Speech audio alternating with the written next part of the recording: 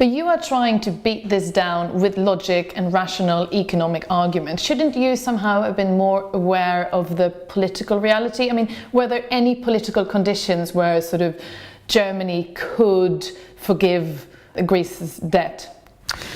Allow me to say that not for 1 second did I believe that the power of reason and persuasion would prevail.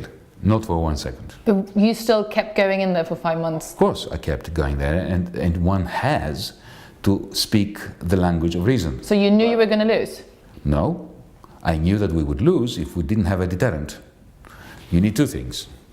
You need sensible proposals and a deterrent when they try to crush you. And your deterrent was Greece leaving? No, not in the slightest. Firstly, the Greek state still owed 27 billion to the European Central Bank. These were bonds that the ECB had purchased in 2011. Now, the main weapon I had was the threat that if you close down my banks to asphyxiate me, which is what they did, I will immediately restructure these 27 billion, which were payable in the next 2 years. I'm going to delay payment by 40 years. Now, why was this important? 27 billion is not that much money for the Central Bank of Europe, but legally it was a it was a nuclear weapon. The reason is this. The only reason why the euro survives today is quantitative easing. The fact that Draghi, since March 2015, has been printing anything between 60 and 80 billion a month, purchasing bonds and other kinds of debt.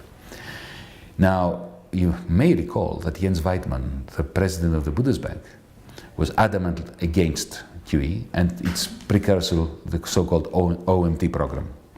So much so that he personally, representing of course the Bundesbank, took the European Central Bank to the Constitutional Court of Germany in Karlsruhe and asked the constitutional judges to deem these bond purchases by the ECB illegal and in violation of the German constitution. This is a very big charge.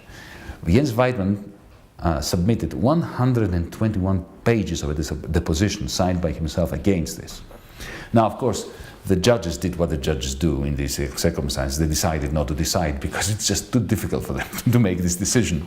So they referred the matter to the European Court. And the European courts asked, summoned Mr. Draghi, who appeared in front of them, the judges, and won the case against Weidmann and Bundesbank on the basis of a pledge. And the pledge was that he would not allow any restructuring of any of the bonds owned by the ECB. This is why restructuring the 27 billion of Greek bonds, which were written in Greek law, which, in other words, all he needed was a signature from me in order to restructure them unilaterally, that would have blown up the QE program that kept the euro together. This was a nuclear weapon that we had. I never wanted to use any weapons against Europe. But if they closed down my banks, I think it was completely legitimate to say that 27 billion, well, you can't have it. So that was one part of the deterrent. And in the end, you were not allowed to use this weapon? Yes. But we had the only reason why I accepted the ministry was because we shook hands with Alexis Tsipras and the leading team of Syriza that it makes no sense for us to get elected. This is going along with the gist of your question. Just with good arguments and the power of persuasion, you're not going to get anywhere. There's a whole wall of denial in the Eurogroup and in the Troika.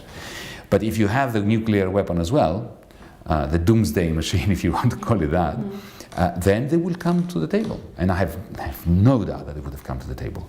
Unfortunately, this is where disunity brings defeat.